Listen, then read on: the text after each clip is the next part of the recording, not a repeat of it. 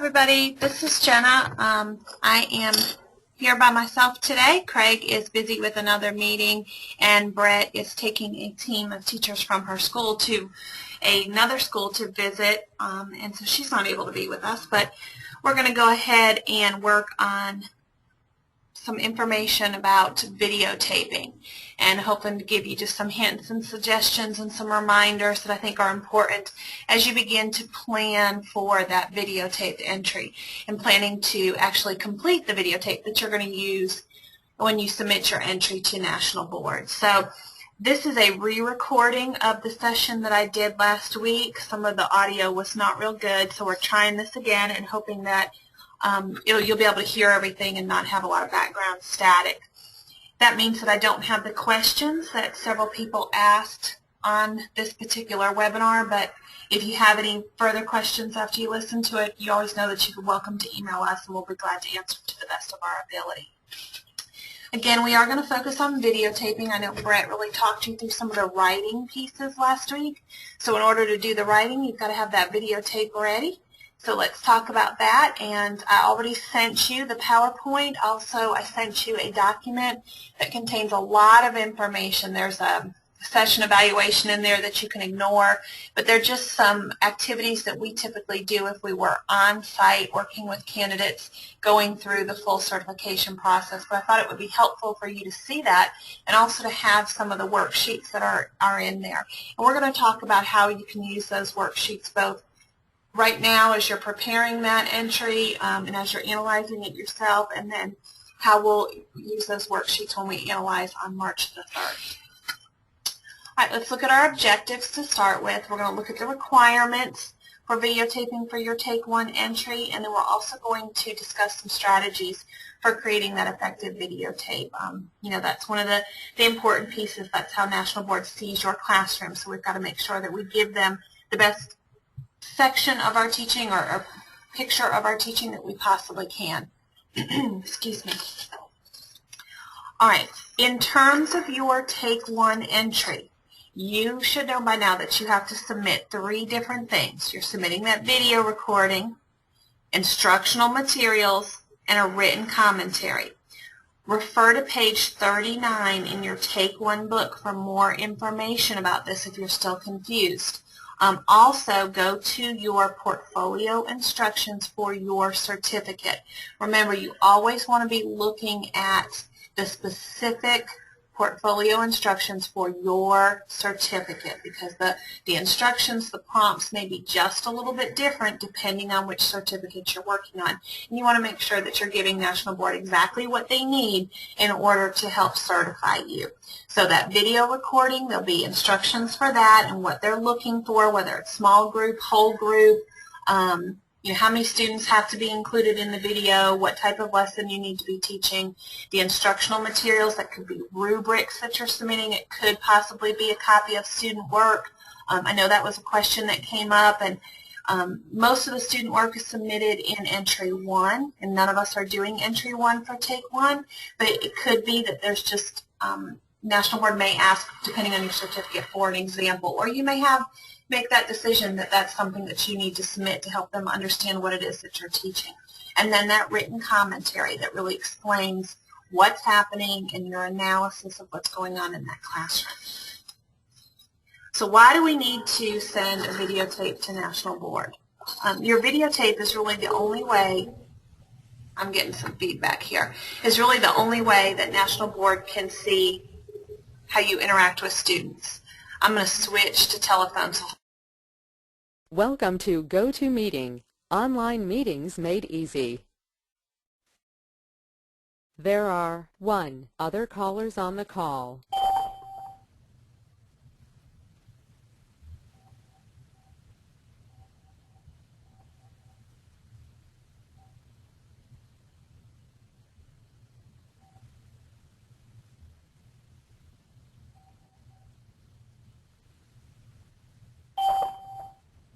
Okay, I'm back. I'm on the phone now, so hopefully this is going to help with that feedback too.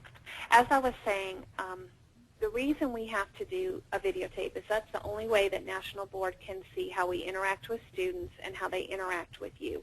That interaction is really, really important. That's how we can really tell what your classroom climate is. That comes across in that video as well. And then they're also looking to see how you engage students in their own learning. Is the teacher doing all of the talking, or are students involved? Are they discussing with one another? Are they asking questions of one another and of you? That's really something that National Board values. And if you have a class that's not used to asking lots of questions, you might want to start to prompt them to do more of that. You can build things into the activities that they're doing where they have to have 2 questions at the end of their group discussion. What are 2 questions for the class, or 2 questions for you? Even simple things that you can do really with a positive presupposition that there are questions out there. You can say, instead of, do you have any questions, what questions do you have, assuming that there are questions out there. And then that wait time is really, really important. Give them the opportunity to kind of think through and to decide that, yeah, I do have a question, or no, I don't. So that's something else to really think about and plan for. If you're one that throws out a question and then you don't wait, make yourself actually count off 15 to 20 seconds before you say anything else. You can refer to your general portfolio instructions. Now, those are the ones that are different than your certificate specific. It's actually the first part, and there's more information in there about why National Board needs a videotape from you. All right, before you start videotaping, a couple things that I want to remind you of. You need permission to videotape the students in your classroom. So you need to have a signed student release form from every parent of the student that's going to appear in your video. If you have a whole class and you're doing a whole class video, you need one for everybody. If for some reason a parent refuses to give you permission, that student needs to be placed to the side of the room where they will not be in the view of the camera, where they're not going to show up on that videotape. And if you have somebody who's videotaping for you, make sure they know that that person can't be in there. You can really help parents understand this process, because they tend to get kind of a little bit nervous about finding permission to allow their student to be videotaped, because they see it often as an opportunity to catch, that we're looking for a way to catch their students doing something wrong, or that it's a way of testing, maybe for special education, something like that. To really help them to understand that it's not about the students, it's really about you, and it's an opportunity for you to view your own teaching and learn from it, and to engage in conversations with other professionals about what is effective teaching in that classroom. You can also let the parents know that you're going to protect the anonymity of their student by never referring to their students by their full name. Okay, so a lot of times if you send a letter home with that release form and explain it, then the parents are more apt to sign it. But you do need a National Board student release form for every student who's going to be in that video.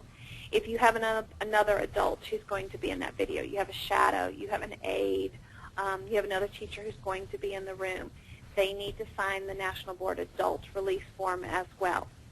Now, for those forms, you have to keep up with them. National Board can request a copy of them at any point in time. What you're actually going to submit to National Board, you're not going to send them those forms. You're going to submit a signed attestation form saying that, hey, I do have these, and if you need them, you can ask me for them. I suggest that you keep 2 copies, 1 copy at home and 1 copy at school. That way, if something were to ever happen, you still have another copy available. Just remember that I know a lot of schools will have like a district release form that allows the school to take pictures. That's not going to work for National Board. You actually have to have the National Board form signed. So if you haven't already done that, you need to get that done as soon as possible so that you can begin working on that videotape. Next thing I want to remind you is just making sure that your equipment is up to task. There's nothing more frustrating than doing this video and thinking, oh, this is it, that was a great lesson, and then not having audio or having the video not work. You want to make sure that you have, obviously, that video camera. You want to get the best video camera that you have available to you and use that particular one. Do not go out and buy video cameras just for this, but ask your theater departments, ask your library media specialists. A lot of times they have that available and they're willing to videotape for you. If you want to buy new blank DVDs, don't try to reuse one that you already have sitting around, and go ahead and buy the good ones. pay the money, get a little bit better quality DVD rather than buying one maybe on clearance somewhere. Just get the good one so that you'll know it's going to work. If you have somebody videotaping for you, I would encourage them to wear headphones so that they can hear what the audio is actually going to sound like on the videotape. I had it happen to me both as an initial candidate and a renewal candidate where we videotaped and ended up with no sound because the person involved or doing that for me was not wearing headphones. And we thought we had it, got to the end, and we did not. So have that person wear a set of headphones. You also, especially if you're working with small groups, are going to want that microphone. And National Board recommends an omnidirectional boundary microphone, which means absolutely nothing to me. But what it is it's one of those little flat tabletop microphones, and you can pick it up and move it from group to group. Or if you're sitting with a whole group, you can put it in the middle. A lot of times, as I said, your library media specialist will have that, or your theater department. Also, I would encourage you to put the video camera on a tripod, even if you have someone who's videotaping for you. That way it's not shaking all over the place. You're not making National Board sick while they're watching it, feeling like they're on a ride somewhere. I think the third thing that is just as important as all the rest of this is review those directions. We're going to talk about practicing in just a minute, and it's important that you review the instructions, the directions that National Board gives you, and even in your practice videos that you're adhering to the standards, that you're thinking about National Board, because your practice video may end up being the one you actually decide to submit. But you really, really want to make sure that you know what it is that National Board's looking for. So review those directions, review your standards before you start planning that video.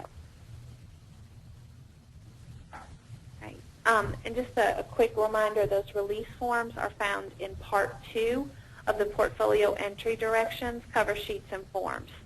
So they'll be in there. So Part 2 of portfolio entry directions, and that's where you'll find the release forms that you need.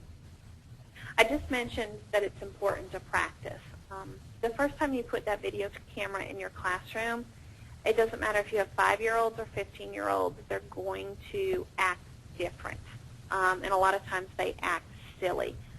So your first attempt at videotaping is often a very inaccurate view of your classroom. So we really encourage you to get those cameras in there, just kind of let them run during lessons, let the kids get used to them. National Board suggests that you do 3 different practice attempts, and they say in different teaching formats. Now that's really important when you're going through full candidacy, because sometimes you'll be submitting a video with a small group and then another video with a whole group. And that's why that's important. For you, I would still do maybe 2 or 3 practice sessions, but don't worry about doing them in different formats. Do it in the format that you're actually going to submit for that Take 1 entry. The 3 attempts, as I mentioned before, make sure that you're still adhering to the standards, you're still doing what is National Board, because that's what this process is really about. It's internalizing all of that information and making ourselves that much more effective in the classroom. So we don't want to do something that's false or just set up for National Board. It's not a showcase lesson. It is the way we teach from here on out. So go ahead and get that stuff in mind, plan your lesson. I mean, that's the way we want to start doing everything from here on out. Always base your videos on the National Board standards. I just kind of went through that. And then when you finish that video, you're going to want to analyze it alone. The first time, I want you just to watch it with no sound so that you can see your classroom. How are your students interacting? Are they engaged? What kinds of things are happening that maybe you didn't pick up on? Where do you stand in the room? Are you really moving around? What does it look like? What does your classroom look like to an assessor? The second time, cut it off so that you can't see it, and just listen to it. What does it sound like in your classroom? What's that climate like? Is there positive interactions between students? What type of interactions are occurring between you and students? What types of questions do you ask? Are they higher level? Are you only asking them to your males? Really kind of pay attention to those sorts of things.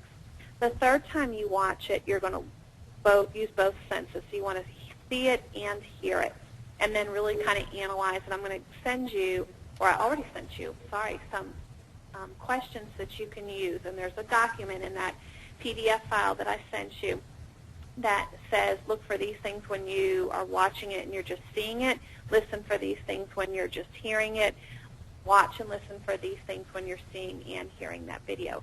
So use that as you work through it by yourself and watch that video alone. Don't make anybody else watch it with you, because you need to use that information, first of all, especially if it's one of your practice ones, to kind of inform what you're doing going forward. But it's to learn about your own practice, and you don't need that additional stress of having somebody else in the room watching it with you. All of this, these little bullets here, are taken from the general portfolio instructions. So you can always refer back to that for more information. When you're doing that initial analysis, let's say you get this video and you think, okay, I'm really thinking maybe this is the one. Or you've got your practice videos and you're watching them all and you're trying to decide, well, am I going to use one of these as the one I submit to National Board? You're going to do that initial analysis. You want to jot down some notes to yourself, because this is going to help you in the write-up when you do that written commentary piece. Note any instructional challenges that the students are having with the information that you're presenting. They're offering that to you, and then what are you doing with it? Do you respond? Do you not respond at that point in time? Do you correct their misconceptions? Note the learning goals so that you know what you're looking for and what you're writing about. Think about how successful the lesson was. Did it work? Think whole group, think small group, think subgroup. Did it work for just this one particular student? Did something that you included in the lesson for a particular student work for him or her? And then you want to do something that I call prove it. And this is something I did with my second graders when I was in the classroom and we were reading a story maybe out of our Basil, or we were reading a novel. If I asked a question, they had to prove it, and they had to either tell me the page number where that information was from. Let's say I asked, where'd they go on their trip? Well, if on page 5 it says that they went to Oregon, then they tell me page 5, Oregon. If it was where they're making an inference, they had to tell me the clues. For you, you got to do that same thing. You need to prove it. So if you say the lesson was successful, where do we see that? Where's the proof that the lesson was successful? What did the students say? What can I see the students doing? What did they submit to you? How can you prove that it was successful?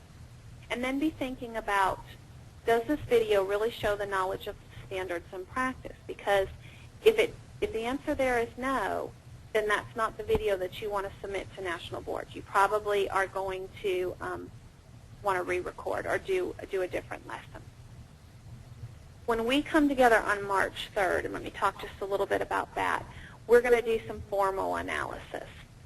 The way March 3rd will work, we're going to be in Columbia, Lexington, Richland area from 10 to 2, and we're hoping to be able to provide lunch. I'm going to send you all this information as soon as I get it finalized.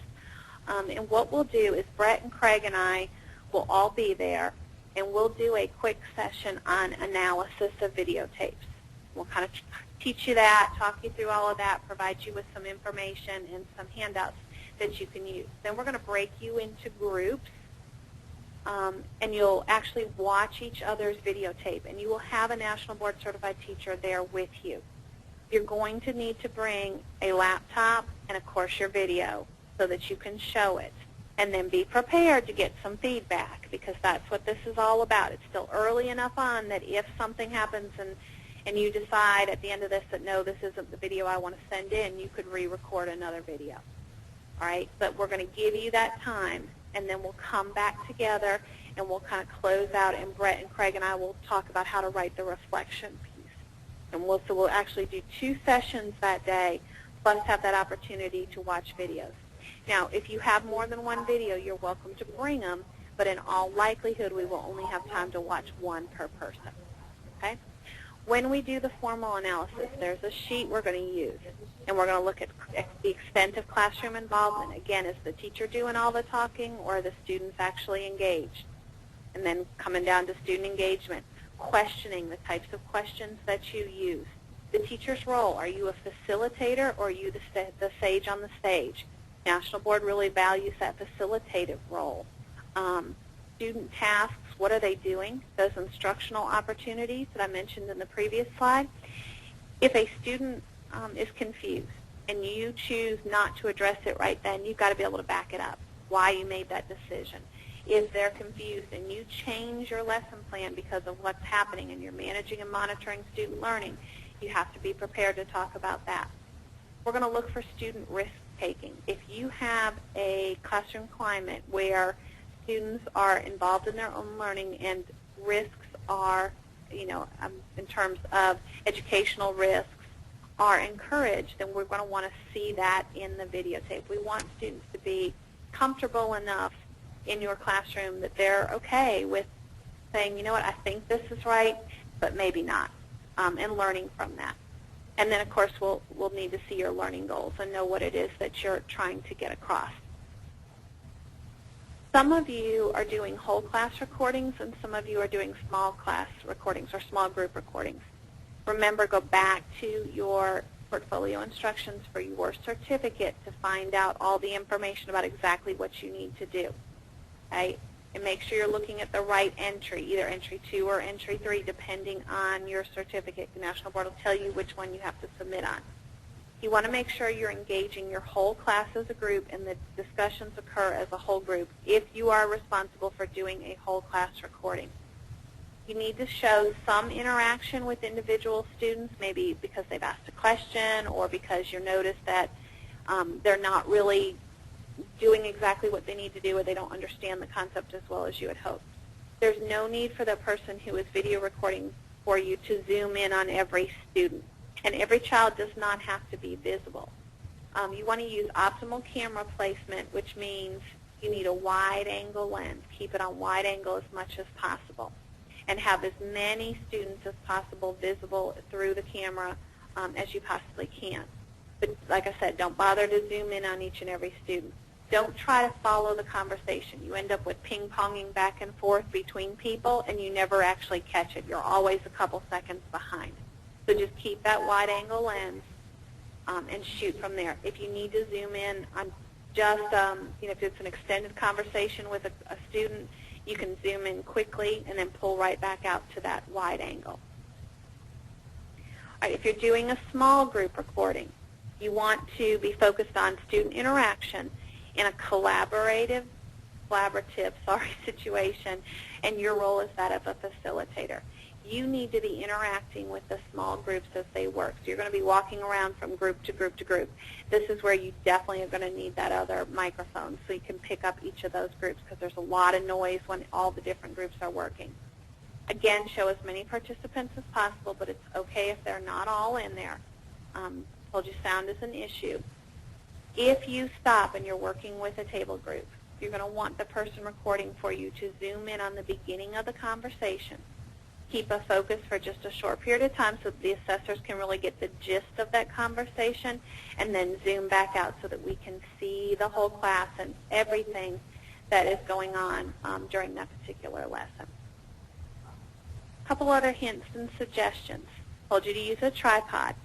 If you are writing something or you have a document or something that's showing up on a smart board, you're putting something on the whiteboard, or you have charts up, and that information is important for the lesson, then you want to make sure that you capture that. It could be that you zoom in on it just a little bit so that the assessor can read it, and then zoom back out so that you can see the whole class again.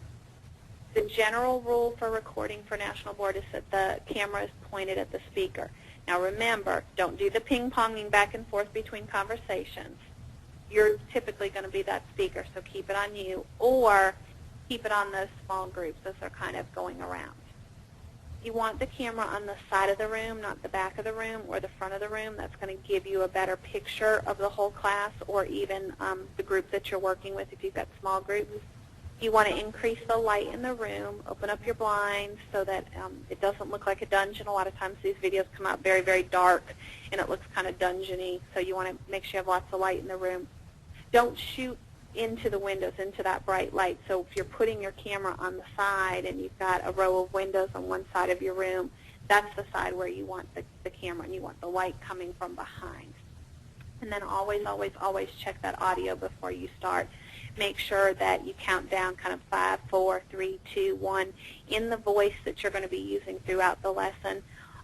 We project typically pretty well. Our students don't project quite as well. You can even talk to them about talking a little bit louder during this particular lesson. But count down, make sure that the person who is recording for you can actually hear it. Other thing to kind of keep in mind is that you may want to go ahead and fast forward or just record nothing really for the first minute of any videotape because the sound's not quite as good and the audio quality is not quite as good on the first minute of any videotape.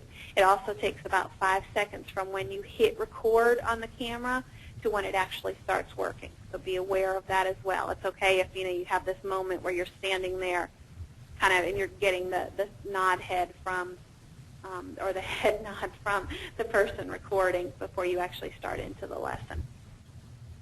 All right, so here's some more hints and suggestions. Tell the office what you're doing. A lot of times you can keep them from calling down to your room and saying, send so-and-so to the office, please, if you let them know that you're doing this. Obviously, if it happens, if they need somebody, you just deal with it. You just work right through it. It's not that big of a deal, but it'll make you feel more comfortable if you don't worry about that. Keep the microphone close to the action. That's why if you have one that you can carry around with you to those different groups, that's going to be beneficial. Remember, no editing or enhancements, no title slides, no fading in, fading out, nothing like that. Don't try to do any types of enhancements. I mentioned that 5-second gap already. We talked about buying quality tapes. Make sure that you have fresh batteries. Keep that in mind. Just go ahead and buy new batteries and put them in at either the camera or the microphone, whichever one needs it. Make sure you've got that. And then tape the entire lesson. Most of you are submitting 15 minutes, but it doesn't have to be the first 15 minutes. Go ahead, turn the camera on at the beginning of the lesson, let it record the whole thing, and then pick the 15-minute or whatever it says in your instructions segment that best showcases your teaching and what National Board values. But you want to have more choice in there. Okay. Upcoming events. I told you about March 3rd. We're going to cancel the meeting on March 8th. That was an online meeting, but we are just in really, really good shape. This is the first time we've done all of this online, and we've scheduled some extra meetings because we weren't sure if we were going to need them, but we've really got the information to you. At this point, you are ready to be doing this work. You are ready to just kind of go forward, and that's why you have this long gap. I don't see you or hear from you unless you need us through the month of February. You're working, and so we're glad to read for you. If you've got some writing done, send it to us. Brett and I will take a look at it. One of us will start it. We'll put some of our comments in there, and we'll send it to the other one, and then we'll send it on to you. That way you're not getting multiple documents. You'll get one document with all of our feedback in there. We will cancel that March 8th meeting. March 21st will be a very informal meeting online. We'll go over some reminders, and we'll have an opportunity just for you to ask lots of questions. April 5th is going to be our packing meeting. We're going to talk you through what you got to do to get this packed up correctly and sent off. And then April 15th, your entry is due. So you've got about 2 months, just over 2 months to get this completed. You're in really, really good shape at this point. Plenty of time to get all of that done. All right, and now it's homework time. Go ahead and complete the first draft of your instructional context section and your instructional approach. And it may be called different things. Instructional approach is just the term from one of the certificates, but it could be called something different, but you'll be able to tell what you need to do. Review pages 48 through 57 in your Take 1 manual and get your videotape done. When you come to the March 3rd session, make sure you bring your Take 1 book, your portfolio instructions, your standards, your scoring guides, your evaluation of evidence guide, your laptop, and a video. And again, I'll be sending all of that information to you, so you will have it. Okay? Please email us, call us if you have any questions. Brett and I are both available. Craig has been kind of busy, but he is available too. And the really cool thing about Craig is he went through Take 1, so he was in your shoes. Brett and I both jumped into full candidacy because Take 1 was not around when we went through the process. So Craig has that kind of added piece there. He knows what it's like to just do that one entry. Let us know. Send us your writing. We'll get back to you as soon as we possibly can. And you will hear from me as soon as I can get everything confirmed for March 3rd. Thanks so much, and I hope you guys have a great week.